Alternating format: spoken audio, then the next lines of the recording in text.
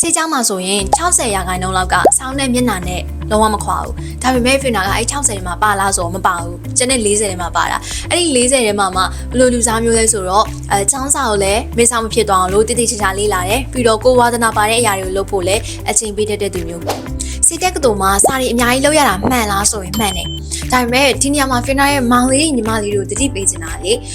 ေစာရီအများကြီးချက်ရတယ်ဆိုပြီးတော့စာချက်ချိန်လေးပြီးစီလေးတနားရီလောက်ပို့ရဖို့အတွက်နဲ့ကိုယ့်ရဲ့အိတ်ချိန်တွေကိုမစွန့်လိုက်ပါနဲ့ကိုဝါသနာပါတာတွေကိုမစွန့်လိုက်ပါနဲ့လို့ဘာလို့လဲဆိုတော့ဖင်နာတို့တော်တော်များများမှာဘာဖြစ်လိမ့်ရှိလဲဆိုတော့စာချက်တာလွယ်ပြီးတော့တခြားဟာလှုပ်လိုက်ရင်ကိုအပြစ်ရှိတယ်လို့ခံစားသွားရတာဘယ်လောက်တောင်ဆိုလဲဆိုတော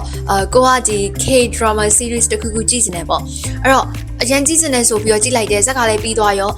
ငါစာမလုပ်ဘဲနဲ့ဇက်ကကြည့်လိုက်တယ်ဆိုပြီးတော့နောက်ဆုံးမှ guilty ဖြစ်သွားတာအဲ့လိုမျိုးကြုံရတတ်တယ်ဖင်နာဆိုရင် Japanese animation တွေကိုကြည့်ရတာသဘောကျတယ် Japan anime ဆိုရင်အများအပြားသူက series လိုက်လာတာများတယ် episodes နဲ့လာတာများတယ် anime ကြည့်မှုတဲ့သူဆိုသိလိမ့်မယ်သူကအရန်ဆွဲရကွာတစ်ပိုင်းပြီးရင်တစ်ပိုင်းဆက်ပြီးတော့ကြည့်ချင်တာဖင်နာ second year အစားလောက်တုန်းကဒီ Japan anime တွေတော်တော်များများကြည့်ဖြစ်တယ်ပေါ့နော်အဲ့တော့ကြည့်နေတဲ့အချိန်မှာတော့အကောင်ကြည့်ပြီးသွားပြီဆိုတာနဲ့ငါဒီနေ့စာချက်ချိန်တစ်နာရီလောက်ရော့သွားပြီငါဂျပန်အနီမီကြည့်နေတဲ့အချိန်မှာသူများတွေကစာရီလုံးနေတာသူတို့တွေကစာရီရကုန်ပြီစာဝဲမှာငါချက်အမက်တွေပိုကောင်းတော့မှအဲ့လိုစိတ်ကအမြဲတမ်းဝင်လာတာအမှန်တိုင်းစဉ်းစားကြည့်မယ်ဆိုရင်ဒါကတစ်နာရီလေးပဲနော်တစ်နာရီလေးကိုစိတ်ပျော်ရလောက်တာတော့လုပ်ဖြစ်မရှိတော့ဘူးလားအဲ့တော့နောက်ပိုင်းဖင်နာကိုမေးခွန်းထုတ်လာတယ်ဒီတစ်နာရီလောက်ချိန်ပေးပြီးတော့စာချက်လိုက်တော့လေခေါင်းထဲမှာစာဝင်မှာလားဘာလို့လဲဆိုတော့ကိုလုံးချင်နေတာတခြားတစ်ခုအဲ့ဒါကိုအရင် push လုပ်ပြီးတော့ high stress environment ကိုဆွဲသွင်းပြီးတော့စာရီပဲတောက်လျှောက်လုပ်နေတော့မှာလားဒါမှမဟုတ်ကိုပျော်ရကိုနှစ်သက်ရတခြားဟာတွေကိုလုပ်ပြီးတော့ university life ကိုဖြတ်တန်းမှာလားဒါပေမဲ့ balance တော့ရှိရမယ်ပေါ့နော်ကိုလုံးချင်တာလုပ်မယ်ဆိုပြီးတော့စာလုံးဝမကြက်ပဲနဲ့အပြင်တွေသွားလိုက် game တွေဆောလိုက်စကားတွေကြည့်လိုက်အဲ့လိုဆိုရင်တော့စေချောင်းတရားကြီးရွယ်ချက်ကပါလဲအဲ့တော့ Finna ဒီနေရာမှာပြောချင်တာက is all about balance ဘယ်နေရာမှာပဲဖြစ်ဖြစ်ဘယ်တက္ကသိုလ်ပဲတက်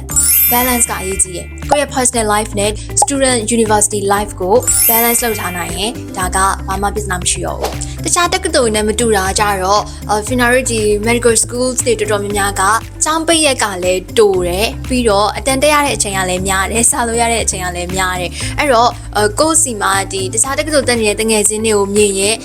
FOMO ရနိုင်တယ် FOMO ဆိုတာကြတော့ fear of missing out ပေါ့နော်သူများတွေကြောင်းပိတ်လို့ပျော်ပျော်ပါတင်မလားခီးတွေဘာတွေထွက်သူတို့ပြောတာသူတို့စိတ်ဝင်စားရစိတ်ပိုင်ရလုံးနေတဲ့အချိန်ကိုကအတန်တက်လိုက်စာလုံးလိုက်နေဆိုတော့ကိုဒါ missing out ဖြစ်လာတယ်ပေါ့နော်ငါဒီလမ်းကြောင်းရွေးချယ်ခဲ့တာမှန်ပါမလားဆိုပြီးတော့တန်တရားတွေစပြီးဝင်လာတတ်တယ်တကယ်တော့ခုနှစ်နှစ်ရင်းရတက်ပါတယ်ဟုတ်တယ်မလားဂျာပင်ကိုကပွဲရပြီးတော့ဆရာမဖြစ်တော့မှလေလူအသက်တစ်ချောင်းကယ်ဖို့အတွက်ခုနှစ်နှစ်ရင်းရလဲတက်တယ်စာတွေအများကြီးချက်ရလဲတက်တယ်အဲ့တော့ FOMO ရတဲ့ဆိုတာကလည်းပုံမှန်ပဲကိုကပျော်နေတဲ့တခြားသူတွေကြည့်ပြီးတော့ငါကြတော့ဒီမှာစာရေးပဲလုပ်နေရတယ်ဆိုပြီးတော့အဲ့လို missing out ဖြစ်သွားတဲ့ feeling က final လည်းအရင်တော့ဆိုတော်မျာ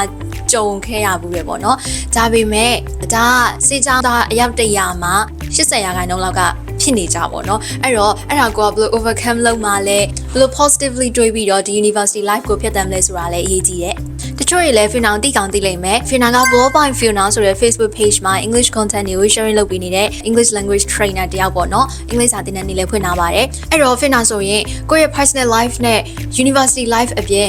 work life balance ပြအောင်လုပ်နေရတာစေချောင်းမှာလည်းအကောင်းဆုံးပြအောင်စူးစမ်းခြင်းနဲ့ကိုဝါသနာပါတဲ့အင်္ဂလိပ်စာကိုလည်းဆက်ပြီးလေ့လာခြင်းနဲ့ပြီးတော့ကိုဒီတနိုင်တစ်ပိုင်းစီးပွားရေးလေးဖြစ်တဲ့ page မှာလည်းအင်္ဂလိပ်စာ content တွေကို run နဲ့သင်တန်းလေးလည်းဆက်ဖွင့်ပြီးတော့စာလေးသင်ခြင်းနဲ့ဆိုတော့အမှန်တမ်းပြောရင်လုံးချင်တာတွေများနေတာပေါ့နော်အစပိုင်းမှာကျတော့တော်တော်ခက်ခဲဖြစ်တယ်ဘာလို့လဲဆိုတော့ဟိုမမီဒီမမီနဲ့၃ခုလုံးလွတ်သွားမှလည်းစိုးရင်ရတယ်ဖြစ်နေဆိုရင်အားလုံး balance ဖြစ်ဖို့အတွက်အချိန်3လလောက်ယူလိုက်ရတယ်အဲ့ဒီ3လအတွင်းမှာဆိုရင်အရင် stress များသွားတာပေါ့နော်ငါဟိုကလည်းလုပ်ရတယ်ဒီဟာလည်းလုပ်ရတယ်သူများတွေကြတော့ဒီចောင်းစာလေးတစ်ခုပဲကြက်ရုံမဲဆိုပြီးတော့လိုမဆိုင်နိုင်ပါခေါင်းထဲကိုအတွေးဝင်လာတာပေါ့နော်ဒါပေမဲ့လည်းအဲ့လိုတွေးတာတိတ်မကြလိုက်ပါဘူးဘာလို့လဲဆိုတော့ Finna အခုလက်ရှိလုပ်နေတဲ့3ခုလုံးက Finna enjoy ဖြစ်တဲ့အရာတွေ Finna တကယ်လုပ်ချင်တဲ့စိတ်ပါလို့ဝါသနာပါလို့လုပ်ချင်တဲ့အရာတွေဖြစ်တဲ့အတွက်ကြောင့်3လအတွင်းမှာပဲအားလုံးကို well manage လုပ်နိုင်သွားတယ်စေချောင်းမှာဆိုရင်60ရာခိုင်နှုန်းလောက်ကစောင်းနဲ့မျက်နှာနဲ့လုံးဝမခွာဘူးဒါပေမဲ့ Finna ကအဲ့60ထဲမှာပါလားဆိုတော့မပါဘူးကျန်တဲ့40ထဲမှာပါတာအဲ့ဒီ40ထဲမှာမှဘယ်လိုလူစားမျိုးလဲဆိုတော့ចောင်းစာကိုလည်းမေးဆောင်မဖြစ်သွားအောင်လို့တိတိကျကျလေးလာတယ်ပြီးတော့ကိုဝါသနာပါတဲ့အရာတွေကိုလုပ်ဖို့လည်းအချိန်ပေးတတ်တဲ့သူမျိုး လူဘဝတူတူလေးရဲ့အဲ့ဒီချိန်မှာကိုစိတ်ပျော်တာကိုကိုယ်တိုင်ရွေးချယ်ပြောလို့ရမှာကိုရဲ့ choice တာလည်းအဓိကပဲနောက်တစ်မျိုးကတော့စေးချောင်းမာနေတာမကပဲနဲ့တခြားသောတက္ကသိုလ်တွေလုပ်ငန်းခွင်ထဲမှာပါတွေ့ရတဲ့ pressure တစ်မျိုးရှိတယ်အဲ့ဒါကို peer pressure လို့ခေါ်တယ်peer pressure ဆိုတာက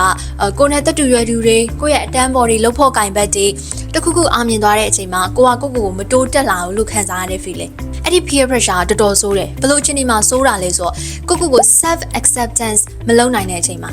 ကိုလက်ခံနိုင်မှုခဲနေတဲ့အချိန်မှာဆိုရင်ဒီ peer pressure အရင်ဆိုတယ်ဘာလို့လဲဆိုတော့လူတစ်ယောက်နဲ့တစ်ယောက်ကစာလေးလာပုံချင်းလည်းမတူကြဘူးမှတ်ဉာဏ်ချင်းလည်းမတူကြဘူး memory အားကောင်းပုံချင်းလည်းမတူကြဘူးအဲ့ဒါကိုကိုကလည်းအကောင်းဆုံးစူးစမ်းနေတယ်မလားကိုအကောင်းဆုံးစူးစမ်းနေတယ်ဆိုရင်ကိုရလာတဲ့ result ကိုဒါ acceptance ဖြစ်နိုင်မှုလို့တယ်ဒီ result အပေါ်မှာကိုအကောင်းဆုံးစူးစမ်းထားတယ်လို့ကိုယုံကြည်တယ်ဆိုရင်ဘာမှမကြည့်မနှက်ဖြစ်နေစရာမလိုဘူးဘာမှသွားပြီးရှင်းပြနေစရာမလိုဘူးအဓိကအရေးကြီးတာကဘသူနဲ့မှရှင်းပြနေပဲနဲ့ကိုနီကိုဟန်နဲ့ကိုစူးစမ်းနေဖို့ပဲနောက်ဆုံးတစ်ခုအရေးကြီးတာက self care ဆိုတာကိုဂရုစိုက်တာကိုဂရုစိုက်ခြင်းကအရာအလုံးရဲ့အရှိမရှိနေတဲ့အရာအလုံးချက်ပို့ပြီးတော့ဦးစားပေးတဲ့ကိုယ်တိုင်ကျမ်းမာနေမှာဘဝမှာကိုဖြစ်ချင်တာတွေကိုလုပ်ချင်တာတွေကိုဆက်ပြီးလုပ်နိုင်မှာပေါ့အဲ့တော့ကိုကအသက်ရွယ်ငယ်သေးရဆိုပြီးတော့ငါငယ်ပါသေးတယ်ယောဂတွေမဖြစ်တော့သေးပါဘူးဆိုပြီးတော့ပေါ်တက်နေလိုက်မယ်ဆိုရင်အသက်ကြီးလိုက်ကိုပဲဒုက္ခရောက်မှာအဲ့တော့အခုချိန်ကနေစပြီးတော့တစ်ပတ်မှာ3ရက်ဖြစ်ဖြစ်4ရက်ဖြစ်ဖြစ် exercise ပုံမှန်လုပ်ပါအမြဲတမ်းထိုင်ပြီးတော့စာကြည့်တာပဲဖြစ်ဖြစ်ဖုန်းသုံးတာပဲဖြစ်ဖြစ် laptop ကြည့်ရပဲဖြစ်ဖြစ် game ကစားတာပဲဖြစ်ဖြစ်အဲ့လိုမျိုး sedentary lifestyle မှာပဲနေမယ်ဆိုရင်နောက်ပိုင်းကိုအသက်ကြီးလာရင်ယောဂဖြစ်နိုင်တဲ့ chance ကပိုပြီးတော့များတယ်ယောဂဖြစ်တာတော့မှသူများတွေထပ်ပို့ပြီးတော့ solve ဖြစ်တာပေါ့နော်ကျမကြီးလိုက်စားတဲ့လူငယ်တွေထက်ဆိုင်ရင်သူတို့အသက်ကြီးသွားတဲ့အခါမှာယောဂပို့ပြီးတော့ solve ဖြစ်လိမ့်ရှိတယ်အဲ့အတွက်ကြောင့်ကိုဂရုစိုက်ပါ self care should be your first priority